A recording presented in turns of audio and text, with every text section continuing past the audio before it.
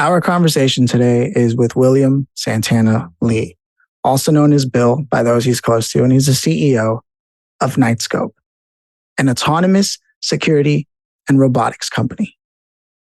This conversation is going to cover the gamut of concerns people have about surveillance to what it's actually looking for that has nothing to do with what people are usually stereotypically concerned about, and how it's actually going to be predicting and preventing crime long term, and how much data it's collected with over 2 million plus hours, and even the interesting story about how it was funded to create this solution to a very real crime problem we have in the United States.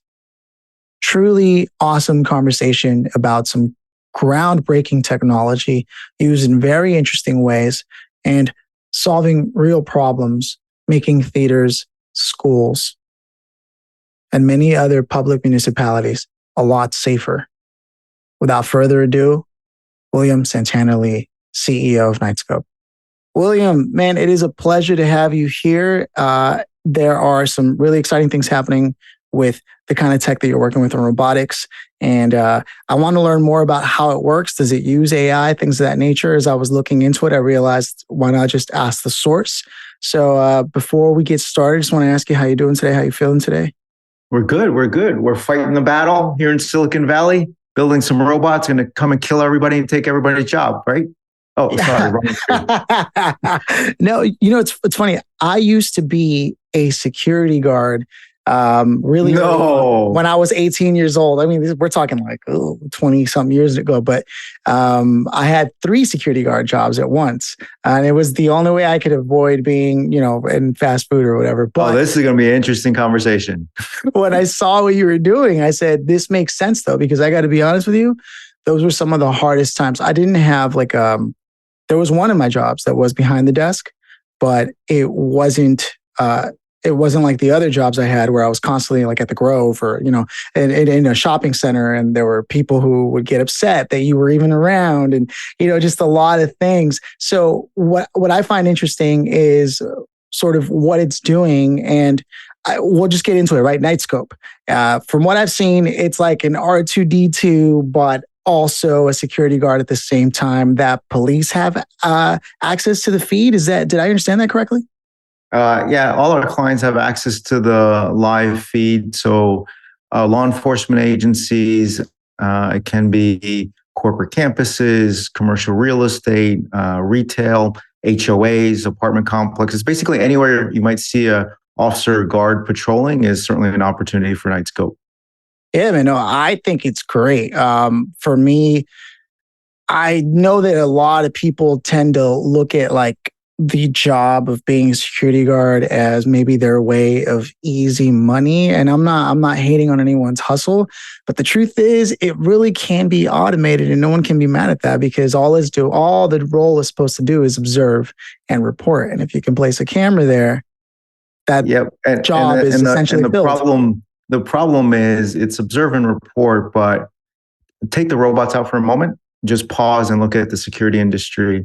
You've got anywhere from 100 to 400% employee turnover rates. It's worse than the fast food industry. So if you can't keep a person in a job for 90 days, like maybe there's something inherently wrong with the job, right? And then to top it off, you don't provide them any tools for them to do their jobs properly, like you're going to have a problem. And so I think this country certainly has not enough officers and guards. And what we're trying to do is build some new tools so they can actually do their jobs much, much more effectively. I see. Yeah, there can definitely be a lot of supplementation, collaboration between using those tools and then having people there. And then the truth is, I spent in some of the roles, because I had multiple jobs at once, some of those, I literally just sat there all day, and that is not the best use for a human being. It's just not. 15 to 35 bucks an hour these days, depending on what you want the security guard to do or not do. And in a lot of cases, like our client in New York City, they're looking at kind of how do we better utilize the humans. So there's a lot of stuff that humans can do that, machines can't. And we want the machines to do the monotonous, computational heavy stuff, but all the decision-making and enforcement and empathy and working out a situation that really requires a human. But for the super boring kind of dumb jobs, like, you probably should automate that and put that guard where he or she can be that much more effective, and kind of, again, providing some new tools so that you can cover a lot more ground and have the officer or guard have their eyes, ears, and voice on the ground in multiple locations at the same time. Yeah, it's definitely a better use to have a guard sit there and build relationships with all the tenants, and really focus on the relationships and watching the dynamics of the humans involved, as opposed to just observing and reporting, adding a time code to when they made their report. And it's just, I'm glad that you're doing it. Now, my question I gotta tell you a funny story though. You'll probably laugh. Just lay it on me. We had a client a long time ago that wanted the report of the robot being at a certain location at a certain time, like the whole report for like a month. And we're like, you think the robot's lying? Like, we'll give you all the longitude, latitude, and the timestamp, but like, I don't understand why you want this report. And so finally we generate this ridiculous report and we hand it to the client, and we're like, why do you need this? Like, well, we have some skeptics. And okay, tell me more about the skeptics. Well, basically what ended up happening, there's some security guards that would walk around to the markings on the part of the mall where you can kind of clock in and you kind of scan that I was here. And so I guess the guard had taken a picture of the QR code and we're sitting in the parking lot just swiping. Not actually doing the job. It's yeah. Like, oh. I think it's called the DEGI system or something like that. Usually there's or this, in this case, it's a QR code. It's yeah. So again, everyone worries about the robots. Like, sometimes I gotta tell you, I often say I worry about the humans. I worry about the humans too, man. In fact, I actually wanted to start with this, but it was just so relatable. As soon as I started understanding it, I was like, oh man. Before I had gone even further, I was going to ask you, like, what was your first experience with like technology? Because for me, I remember being able to use like floppy disks and like really inherently beginning to see like where the world was going really early on in the early 90s. Well, that's early for me, right? But what about yourself? How far back does this involvement or this picture of technology for you work? Because you even have experience in the automotive industry. And so you've just always been a part of this manufacturing and operations and systems world. Yeah, I think the auto industry I still have a soft spot for, because it's one of the places where technology, manufacturing, finance, branding, marketing, service, it's like it all intertwines. And then at the end of the day, you have an emotional connection to that product, and it actually, drives and moves and stuff, which, if you know what the sausage making looks like behind the scenes, it's actually like almost a religious experience to go to a plant and go, man, after all that, we actually built some and somebody bought them and they're being used, because it's not pretty on the inside, to be super frank. But yeah, I'm a little bit older and I hate getting older, but one of the cool things is having a lot of experience in a bunch of different settings and circumstances where, a lot of stuff you can't really teach. And to me, I programmed a little when I was a really young kid. I went to Carnegie for electrical and mechanical. I went to Detroit for international marketing. But I think at the end of the day, I haven't done as much engineering as I want because I'm spending too much time doing financial engineering, which isn't all that great. But to me, I'm still want to fix it or come up with some new design or that's the best time I have, is hanging out with, my chief design officer or our engineers, spending time figuring out how to fix stuff. As Elon would say, you still have to do the chores. If you don't do the chores, the stuff you really hate doing, the rest of the stuff doesn't work. But kind of my heart's still in product development.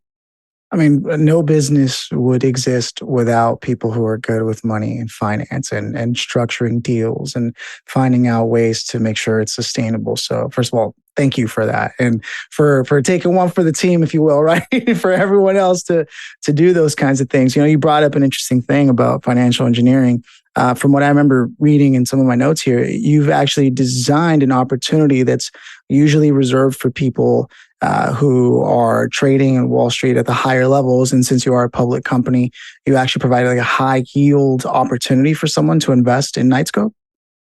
Yeah, so maybe for the audience, it might be worthwhile to give a little reference point. So prior to going public on NASDAQ, we trade under the ticker symbol KSCP. We had raised about just north of $120 million from 35,000 investors to build all this technology from scratch. And a couple of reasons we did that. One, I live here in Silicon Valley, and everyone told me, "You're out of your mind. This will never work, and we're not going to fund you." And that was the wrong answer. So I wanted to force this to happen. So we found a different way. I think second, if you want the entire country to fix a problem that's well over 200 years old. We're on our 46th president. No one's been able to fix the problem of crime and terrorism in our country.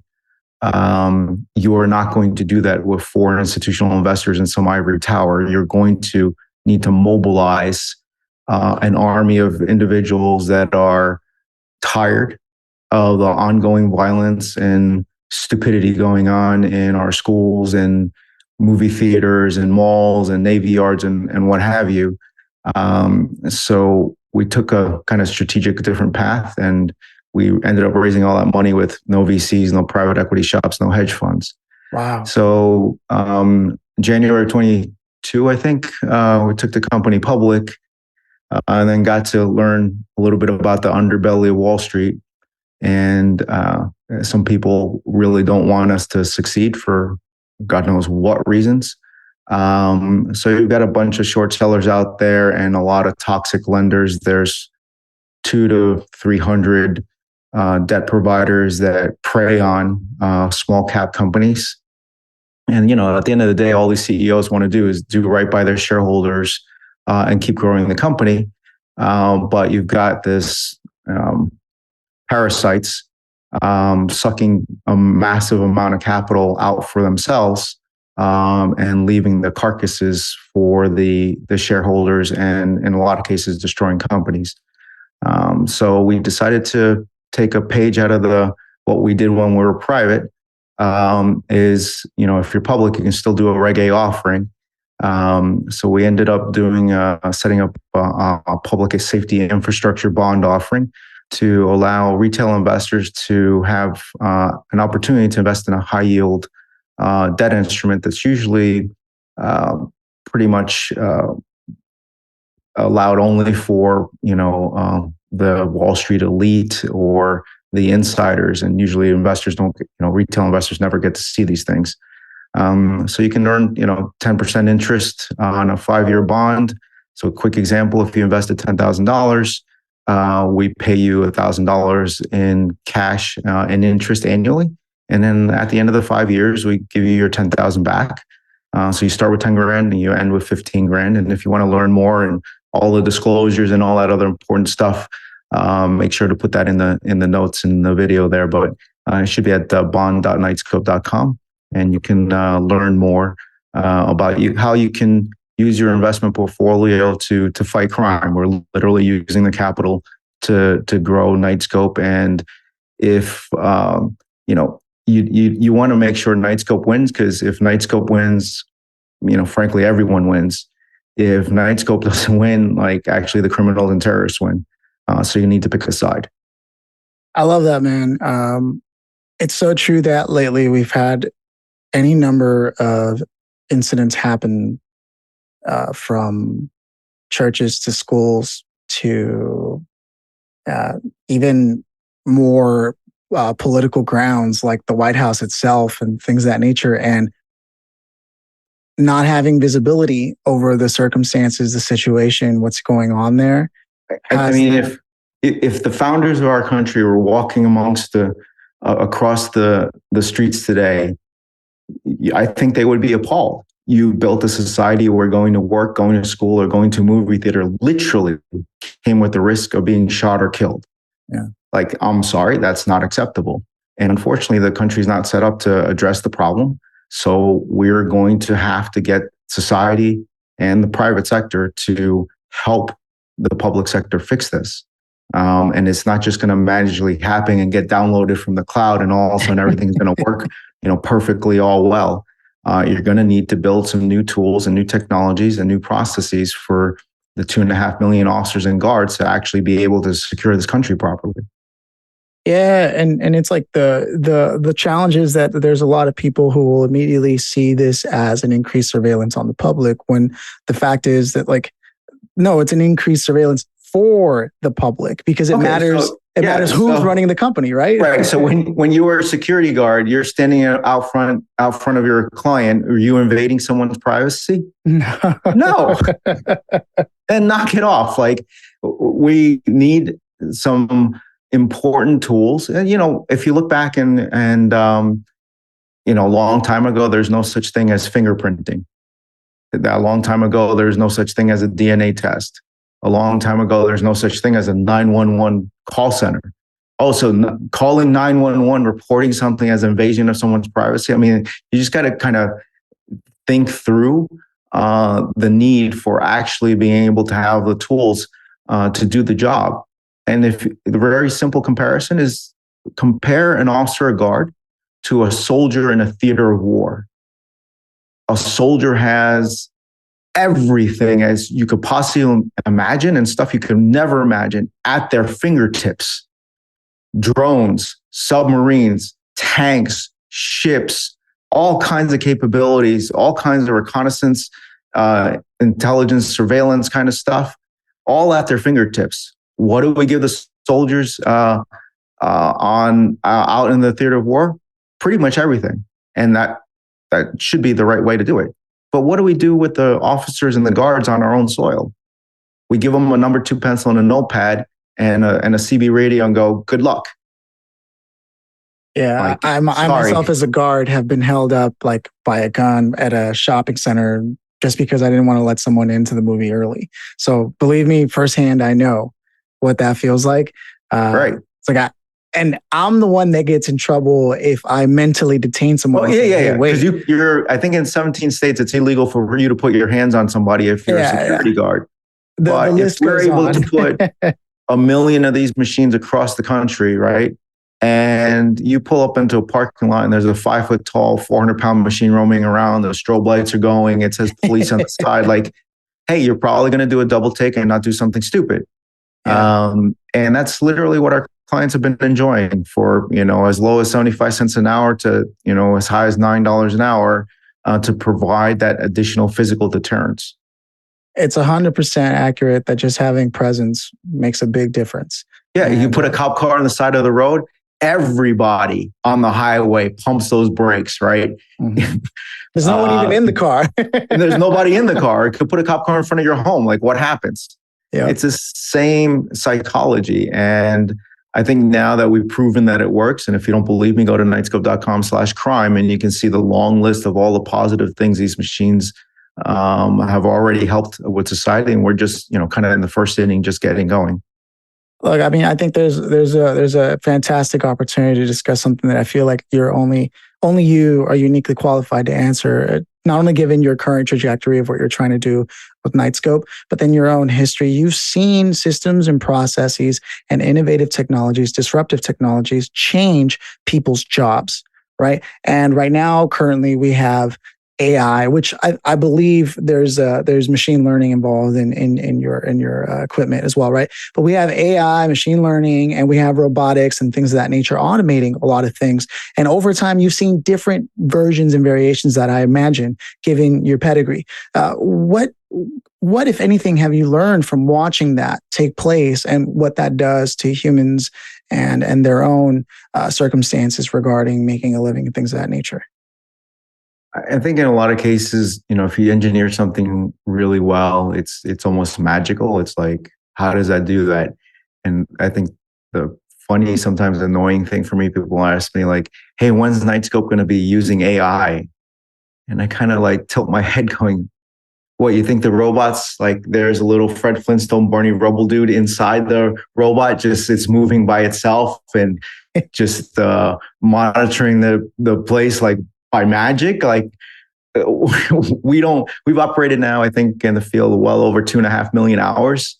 You don't do that by remote control, or we're not teleoperating these things. These are all running on AI to be able to navigate, to plan, to know when to recharge themselves, and all that good stuff. So that's the kind of today. Tomorrow it gets even more interesting. So what I want to be able to do with the help and support of all our investors across the country is put 1 million of these machines in network. And if we can get 1 million machines out in the field, we'll put a massive dent in the problem. And the key thing to do is not just put the machines out there. We want them to all be able to see, feel, hear, smell, and speak. And if you can have those machines have that level of capability and do 100 times more than a human could ever possibly do, then we're going to be making, I think, a big dent in the ongoing problem that our country is suffering from. Yeah, I mean, there's even just with the massive homelessness and like some of the things they're doing with the drugs in San Francisco and things of that nature, just being able to observe and have that recorded and understand what the major players are I involved. look at it a completely different way. So just for a moment, let's suspend reality. And for 30 seconds, the founder got what he wanted, which is to make the US the safest country in the world. And just for 30 seconds, let's assume that's true right now. What happened to the insurance rates? What happened to the municipality's budget? What happened to job creation? What happened to property values? What happened to the viability of local businesses? What happened to the job market? Like, we would literally change everything for everyone. And that would be one way, in a roundabout way, to address some of the homelessness stuff, is you actually build a vibrant and growing and safe society for people to operate in.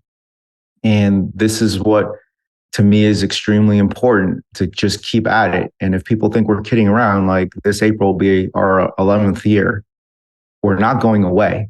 You don't want to bet against the team that keeps showing up every single year fighting that battle. So we're going to force a victory here, but we can't do it by ourselves. So having our supporters all around the country continue to push for what we're doing, I think is going to make all the difference in the world. You know, one of the things that I've seen over time as a constant concern, and I'd love to hear your thoughts on how Knightscope may address this or has already addressed this, and that's people are always concerned about the way these models are trained to determine what crime looks like. They're like, is it skin color? You know, is it, you know what I'm getting at with these sort of models and their biases? It's a simple example. Yeah, biases. And this is a garbage in, garbage out. Like if you had a kid and you told him that pistachio ice cream is the work of the devil, right? It's actually pretty good. Yeah. when he grows up or she grows up, like, pistachio is the work of the devil. You now have a pistachio bias. Like, if you train the algorithm with garbage data, you are going to get garbage out. This is not that the algorithm's bad or whatever. This is literally a technical engineering problem.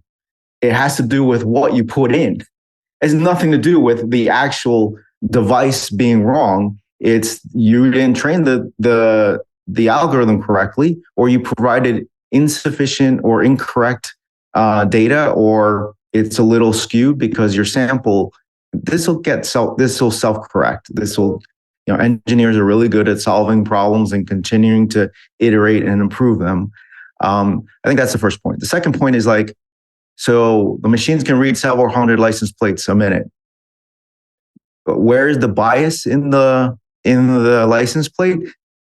We're biased, against people from Massachusetts versus Texas. Like, it's a kind of nonsensical question. Or where's the bias in the thermal scan? Oh, it's over 400 degrees. We're biased against places that are hot. Like, this doesn't make any sense, right? Or it's 2:22 in the morning. You're trespassing. We detected a person. We're biased against humans. Like, there's no logic here, right? There's I'm going to say something up here really high level that I think is controversial, and then you start poking at it, and it's like, actually, there's no there. I see. The question inherently is designed to try to create a problem when in fact they're missing the point of the data you're actually collecting and using to determine whether or not crimes are occurring. Exactly. Yeah, no, I just had to ask because I know that a lot of people will hear something like this and that's the first place they jump. And I try to always keep that in mind. No. That's not the first place. The first place is Terminator, RoboCop, Wall-E, Dalek, like every freaking movie that you've seen out there. That's the first thing. Yeah, haven't you seen that movie? And it's like, it's science fiction, emphasis on fiction. Yeah, no, I mean, when you look at, I myself literally saw this. I don't live on that side of town anymore, but I was driving across somewhere in Hollywood, somewhere on like Santa Monica Boulevard or what have you. And I saw someone pushing over a delivery robot that like I think was delivering like, I don't know, 7-Eleven stuff, or I don't know what it was, but it was trying to deliver some kind of groceries or food to someone. And I saw someone trying to punk the machine and I was like, wow, I don't understand. They were likely someone struggling in life for sure. And that in itself is like kind of what you were getting at, where if we start to sort of improve society across the board, what it does to job budgets, municipality budgets, being able to create opportunities and sort of solve that problem, because some people have this but in that incident, it's the human doing quote unquote something wrong and the robot didn't do anything, but everyone's worried about the robots. Yeah. It's like, okay, why don't you go to the FBI webpage and you'll quickly realize that a violent crime occurs every 26 seconds in our country and property crime every 4 seconds. Did a robot do that? No. Who did that? A human. So are we worried about the robots or are we worried about the humans? Yeah. No, this is a real, there are things that you're solving for, and there are the things that need to be looked at as a higher picture of what humans need to work on themselves. There are problems to solve to make sure we can record and be aware of things that could be threatening to people's lives. And then there are things that people need to do work on themselves. And people can blame society, but everyone has a struggle. Everyone comes up from a different jump. Your own career can speak to how hard you had to work to get to where you are today. And the struggle I'm fighting for is for the officers and guards. Like these 2.5 million people wake up every morning, are willing to take a bullet for you and your family. And the level of technology we provide to them as a country is beneath the dignity of this nation. Like, you cannot ask a police officer to be the mental health specialist, the psychologist, the family supporter, the paramedic, the hostage rescue person. You have 17 different jobs, and you're not able to give them at least something close to the level of capabilities someone in a theater of war would have at their disposal that would be appropriate for use in society. Like, it's fundamentally flawed, and we need to fix this injustice. I love that you've been answering every question I've been throwing at you, no matter how crazy or loopy it may sound. For me, that just goes to show like how much you've really thought about your own impact on society and what people might think as you continue to develop this. Knowing your mission and its intent is far greater than any of these little questions or hypotheticals people try to throw at you. And that's why I think it's really important for us to have that experience out in the field. Like, it looks really good on a PowerPoint. But as a lot of people say, you have a plan until someone punches you in the face. Yeah. And having been through this, 6, 7, 8 winters and summers, all across the country in every time zone, we learned all kinds of stuff in Kentucky and Texas and California and New York and everywhere in between. And we can now speak with some authority as to a client wants to do X. It's like, I don't think that's a good idea. Right. And one of the biggest lessons learned we've had with interacting with society, it's a very basic, simple concept. that we try to stress to our incoming clients to force them to do, which is just simply introducing yourself. Just having some manners and etiquette will help the tenants, the students, the faculty, the employees understand and get comfortable over the technology. And so a good example would be, hey, we're going to go put this machine out of school, let's say. It would not be a good idea to just ship the machine and then it arrives on Monday and it starts patrolling and no one knows what the heck it does or, anything like that. Every fear that every human might have is going to come out, and the worst case scenario is likely to happen. But if you send out an email blast or you create a web page or an Instagram page or whatever, hey, this robot's coming. Let's do a robot naming contest. Let's have some robot cake or have a lunch and learn. Let's explain what the robot does, why it's here. Then that simple gesture fixes 90% of the problems.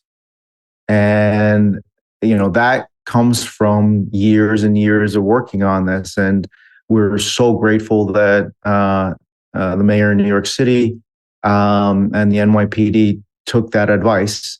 And so we brought the Robot Roadshow. If you haven't seen this crazy, I call it the Robot Aquarium, and just go to knightscope.com/roadshow. There's this huge pod that we've been trucking all around the country to do exactly this. So we stuck the pod in Times Square for 3 days and had the media, the community leaders, all the officers and guards be able to come touch, see, and feel. And now when we deploy the machine in Manhattan, it's not a big surprise for everyone that there's a robot patrolling at the Times Square subway station, right? And if we hadn't done that, man, things would have gone the wrong way. I mean, look, at the end of the day, it's like, you look at this story of Star Wars, no one has a problem with R2-D2 and C-3PO rolling around, right? In fact, where would the Jedis be half the time without those droids helping bail them out of situations? These can be tools for good. And that much is true. And integrating them into society is absolutely pivotal in terms of like having a human liaison for the first, because it's a behavior change, right? That we're looking to. But it's a very, very, it's a very, very powerful technology. And, society always ends up having these freak out moments every 10, 15, 20 years where there's something new coming and the world is going to end. I always like to just bring people go backwards in time to when the first time electricity came online. Like, think about it. Put yourself, like, I've been living with candles. It's been dark all night. And then some voodoo thing happens and there's light in the middle of the night. Oh, and by the way, I saw somebody touch something and they died. Right? Put yourself in that mindset. It's like, there's something magical here. It looks really cool. It's super dangerous and can kill people. Maybe we shouldn't use electricity. Like, that would have been the absolutely dumb conclusion, right? And it's the same case here. This is a powerful set of technologies where you combine autonomy, robotics, AI, and electric vehicle technology into something extremely compelling. But it is it's a force for good, and how we use it and how we deploy it is extremely important. Well, I want to roll out the red carpet for you, Bill. What do you want people to go do now that they've heard this conversation, they've heard your case? What do you want them to know about what you're doing at now as an initiative? Is it the public offering for people to be able to invest in? Because that in itself also to me, the most important thing is for people to go learn. Just go learn about what we're doing and all the good that the team has worked years and years and years in perfecting and rolling out. Just go to knightscope.com/rise, RISE, and learn about the rise of the robots. There's a video series there where you can learn about the technology, you can learn about the company. And that's the place that's probably the most important. It's just for people to learn first. Bill, before we wrap things up, is there anything you'd like to make sure you say to the audience while they're still listening before we close this out? Yeah, the most important thing you need to remember: long Knightscope and short the criminals. We'll see you on the other side.